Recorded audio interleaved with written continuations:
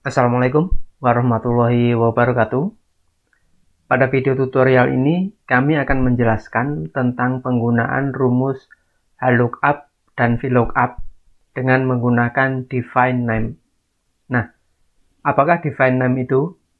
Define name di sini digunakan untuk memberikan sebuah nama pada area tabel yang nanti kita blok saat kita menggunakan rumus HLOOKUP maupun rumus VLOOKUP. Nah, untuk lebih jelasnya, langsung saja kita masuk ke materi. Katakanlah di sini ada sebuah tabel terdiri dari kolom nomor, kolom nama pegawai, dan kolom kode. Di sebelah kanannya ada kolom jabatan, divisi, masa kerja, dan kolom gaji. Nah, untuk lebih jelasnya tentang penggunaan define name ini, Anda bisa pelajari artikel selengkapnya di blog saya, yaitu di mujiyamianto.blogspot.com. Anda bisa mengklik linknya di bawah video ini di bagian deskripsi. Nah, di sebelah kanannya ada dua buah tabel, yaitu tabel jabatan dan tabel divisi. Untuk tabel jabatan, terdiri dari staf, mandor, dan karyawan dengan kode SMK. Demikian untuk tabel divisi, ada OP, operator, PK packing, dan PR produksi. Nah, karena di sini tema videonya penggunaan define name, maka pada tabel jabatan dan tabel divisi ini akan kita kasih nama. Caranya, kita masuk ke menu formula di sini. Kita klik, kemudian pilih define name. Kita klik define name. Nah, maka akan muncul menu new define name di sini. Saya geser dulu. Nah, name-nya katakanlah di sini kita akan menggunakan tabel jabatan ini dengan menggunakan nama jabatan. Kita masukkan jabatan. Scope-nya kita pilih workbook, komennya kita kosongi, kemudian areanya di sini.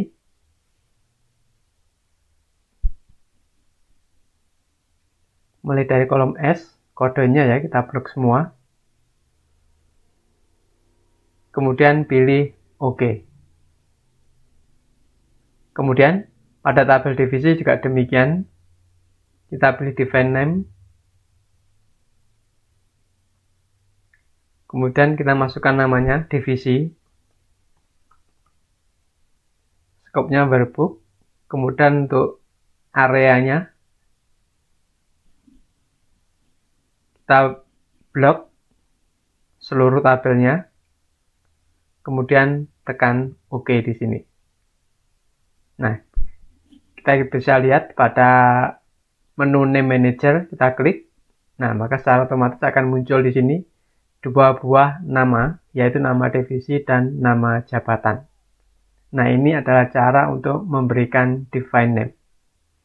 Selanjutnya, kita akan memasukkannya ke dalam rumus untuk mengisi pada kolom jabatan.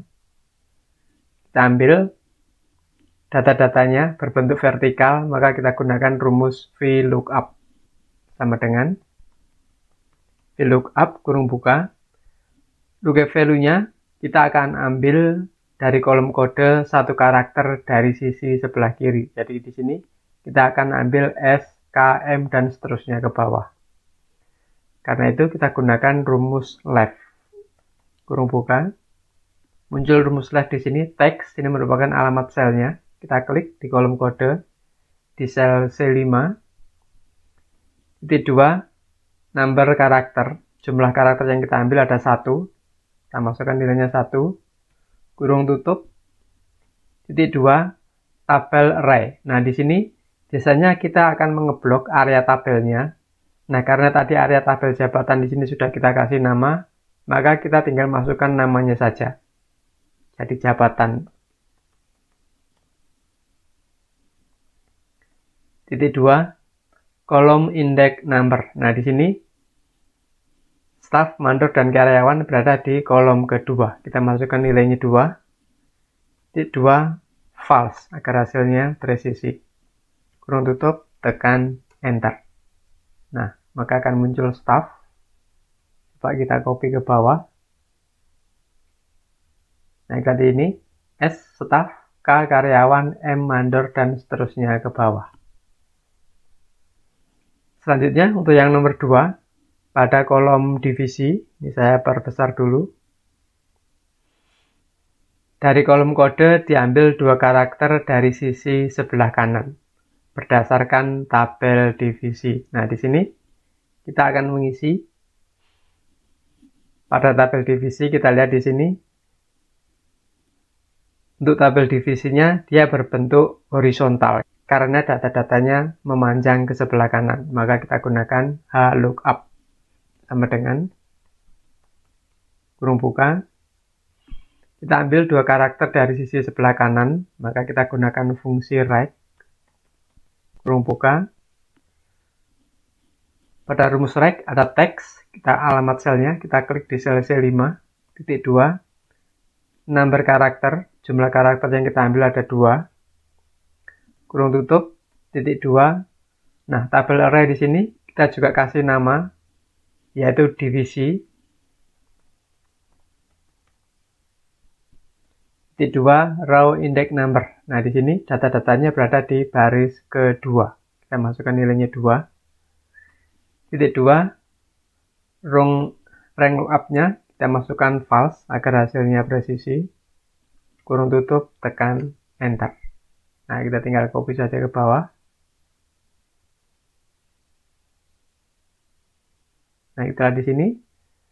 Maka PR produksi, PK packing, UP operator, dan seterusnya ke bawah. Nah, yang terakhir, kita akan isi pada kolom gaji. Nah, pada kolom gaji di sini, kita menemukan soal logika if. Ada 4 buah logika di sini. Jika masa kerja lebih besar 20 tahun, mendapat gaji 6 juta.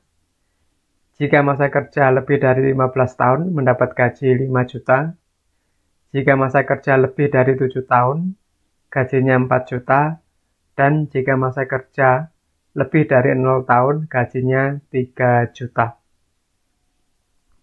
Sebelumnya, bagi Anda yang ingin belajar lebih banyak tentang penggunaan rumus-rumus Excel, ingin mengasah kemampuan Anda di dalam menggunakan rumus-rumus Excel, kami juga menyediakan kumpulan soal-soal Excel untuk Anda. Cara mendapatkannya cukup mudah, Anda tinggal download saja di Google Play Store. Untuk informasi lebih lengkapnya, linknya ada di bawah video ini. Siapa tahu Anda tertarik untuk mendapatkannya. Kita lanjutkan. Kita masukkan rumusnya sama dengan if kurung buka. Logical test yang pertama, jika masa kerja lebih 20 tahun, ini adalah logical testnya. Mendapatkan gaji 6 juta. Ini merupakan value if true-nya.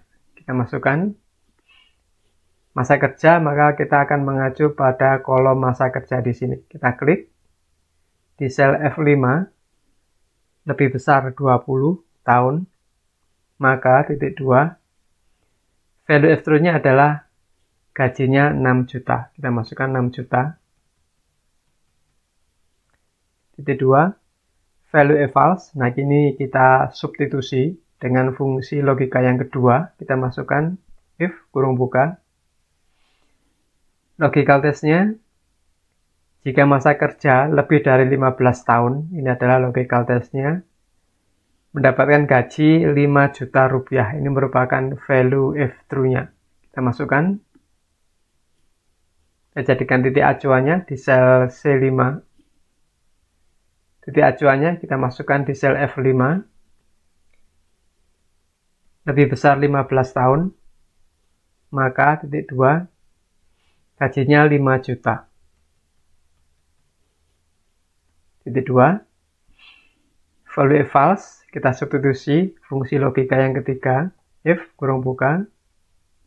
Logical testnya, jika masa kerja lebih dari 7 tahun, gaji 4 juta.